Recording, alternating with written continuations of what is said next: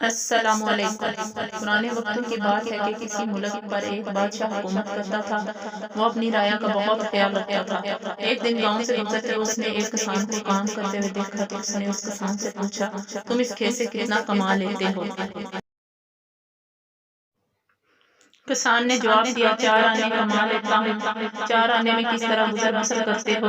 تو کسان نے جواب دیا، 1 آنا قرض دیتا ہوں، 1 آنا کنویں میں ڈالتا ہوں، 1 آنا قرض اتارتا ہوں اور 1 آنے اپنے اور بیوی پر خرچ کرتا ہوں۔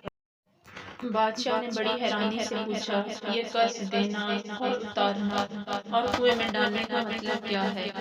کسان بڑی دانائی سے جواب دیتا ہے کہ 1 آنا قرض اتارنے کا مطلب اپنے والدین پر خرچ کرتا ہوں، 1 آنا قرض دینے کا مطلب اپنی اولاد پر خرچ کرتا ہوں، اور کنویں میں ڈالنے سے مراد اللہ کی راہ میں خرچ کرتا ہوں۔ بادشاہ کسان کی دانائی پر بہت خوش ہوا اور اس نے کسان سے کہا، جب تک میرا چہرہ 100 بار نہ دیکھ لو کسی کو اس بات کا راز نہ بتانا۔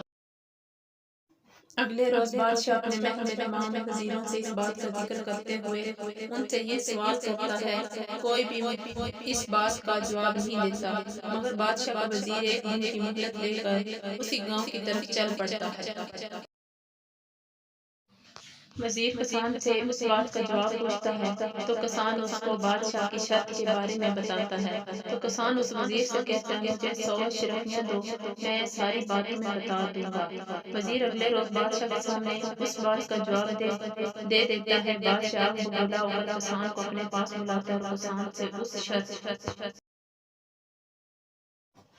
دیکھ کر ہی وہ بات وزیر کو بتائی۔ محل میں بیٹھے سارے وزیر کسان کی دانائی پر دھیان رہ گئے۔